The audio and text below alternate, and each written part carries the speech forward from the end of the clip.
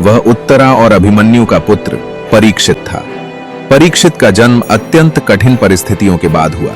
पांडवों ने उसे उत्तम शिक्षा दीक्षा दी और जब वह अभी बहुत छोटी आयु का ही था तब पांडव सब कुछ त्याग कर वन की ओर प्रस्थान कर गए। इस प्रकार परीक्षित कम आयु में ही राजा बन गए।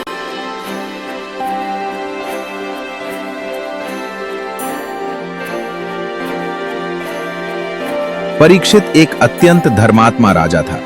उसके राज्य में अधर्म का नामो निशान नहीं था। सभी लोग अपने अपने कार्यों में लगे रहते थे और सुखी थे।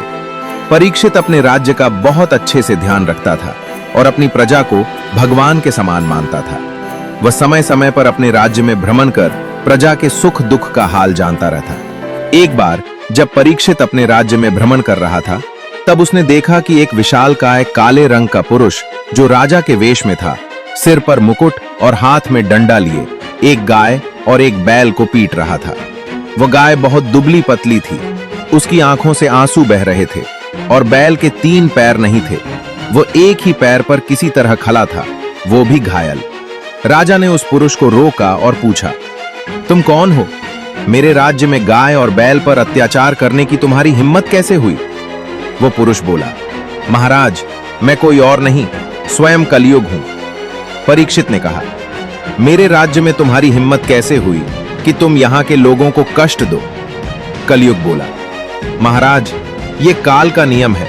जैसे ही एक युग समाप्त होता है दूसरा युग प्रारंभ होता है। इस प्रकार 3 युग बीत चुके हैं और अब अंतिम युग कलयुग आ चुका है।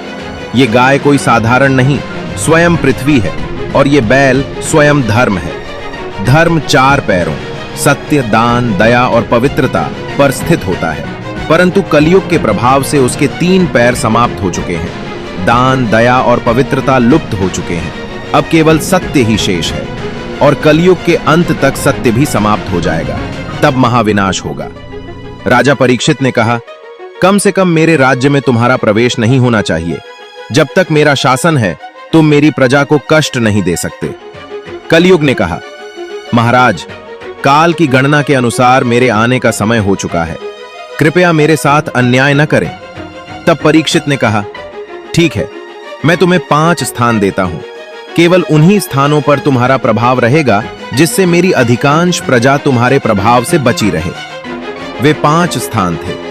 पहला मदिरा, दूसरा जुआ, तीसरा मांस, चौथा पर स्त्री का संग और 5वां अधर्म से अर्जित धन। यदि आप भी कलयुग के प्रभाव से बचना चाहते हैं